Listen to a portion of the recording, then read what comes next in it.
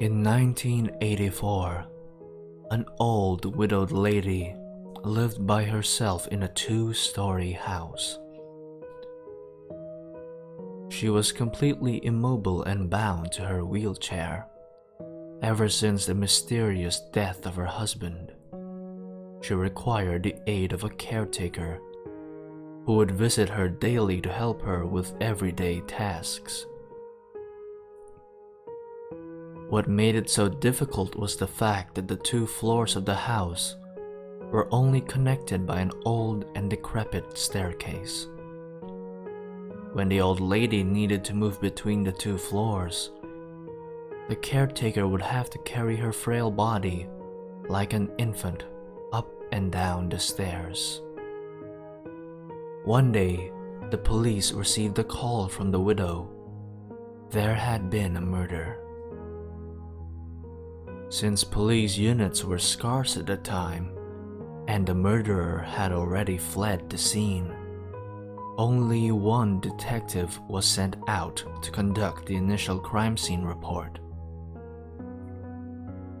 He arrived to see the caretaker's body splayed out on the floor, with her vocal cords ripped out, leaving a pool of blood on the first level of the house.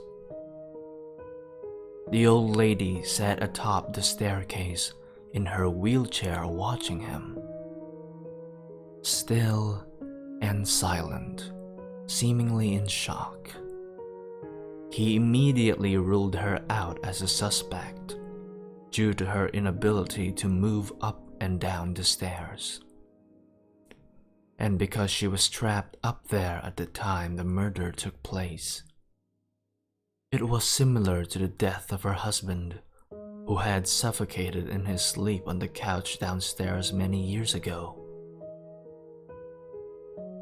The detective put on his gloves, took photos, swabbed for evidence, and covered the body until the coroner arrived later. All routine business. He scoped the entire first floor for any clues, then asked the old lady if he could look upstairs. She insisted that she was upstairs the whole time, and no one apart from her had been up there that day. Regardless of this, the detective ascended the staircase, to which she slowly and hesitantly moved aside.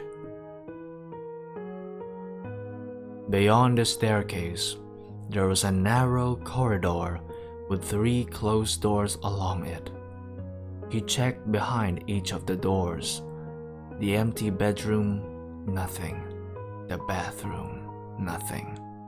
He became anxious as he slowly made his way to the final bedroom, where the old lady slept.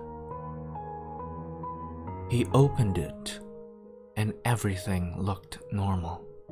A bed, a wardrobe, and a bedside table with a lamp.